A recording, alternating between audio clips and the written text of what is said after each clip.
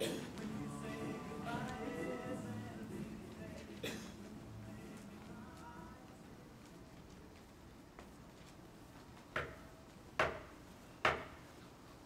is it?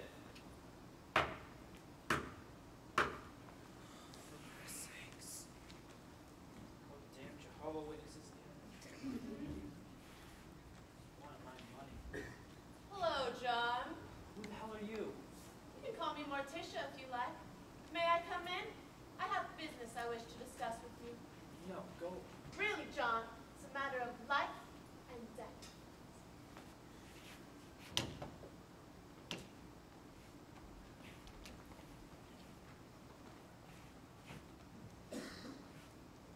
You said your name was Morticia? Close enough. Do you have any coffee? Why don't we have a cup?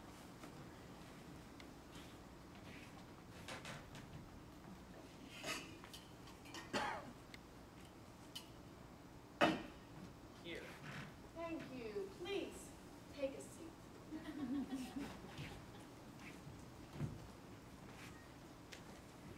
Good.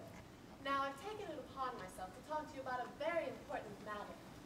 It concerns mortality. Death?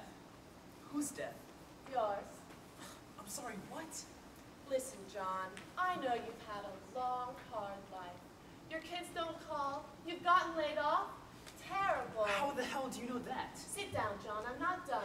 No. Get the hell out of my apartment, you lunatic. Well, John, I've got to be honest with you. I told a little fib. You see, my name isn't Morticia, but it is close. Think mortician, mortify, mortality. You actually think you're death? At your service. This is crazy. Get the hell out of my apartment, you lunatic. I'm calling the cops.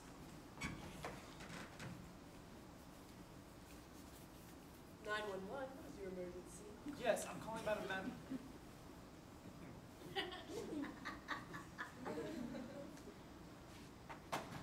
How did you do that? Simple trick, really.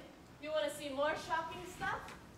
You were born in Wisconsin on July 5th, 1942.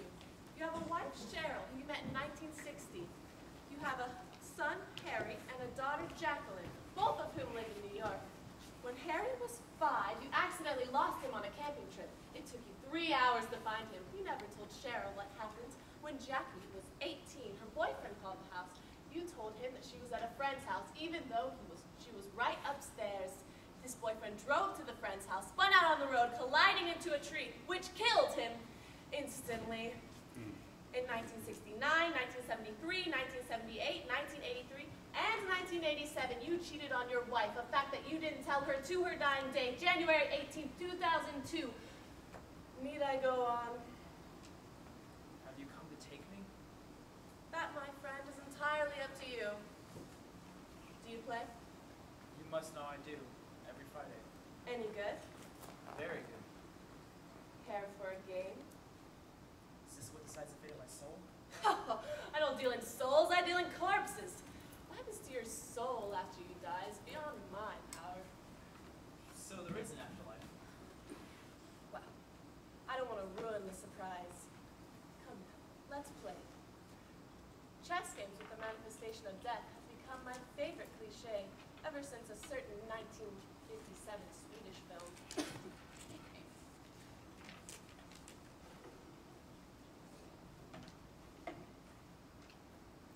Interesting.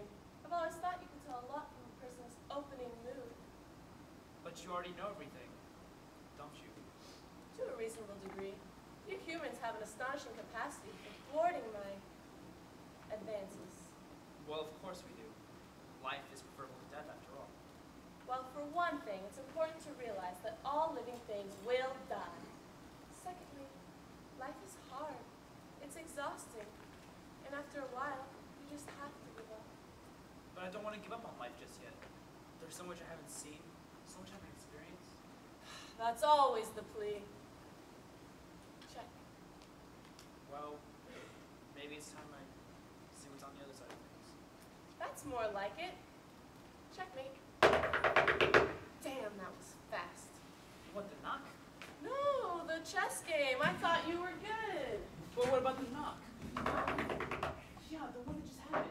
I didn't hear anything. You don't want to do that. Who are you so afraid of? I am Life. Who? Life, as opposed to your unwelcome visitor over there. I've never heard of you. Oh, John, but you're alive, aren't you? Yeah, but what I mean is I've heard of death incarnate, but not life.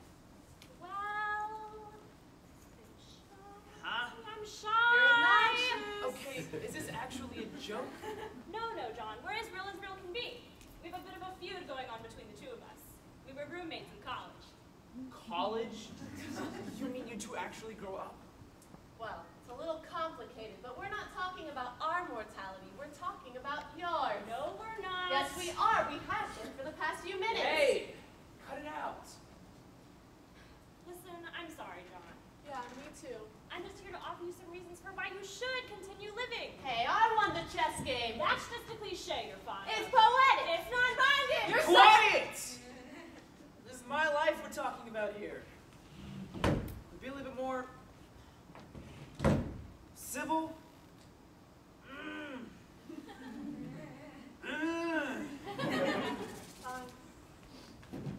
Thank you. Good. Now, John, you have a choice. I know I do. But death is a very convincing argument. Had a long, difficult life.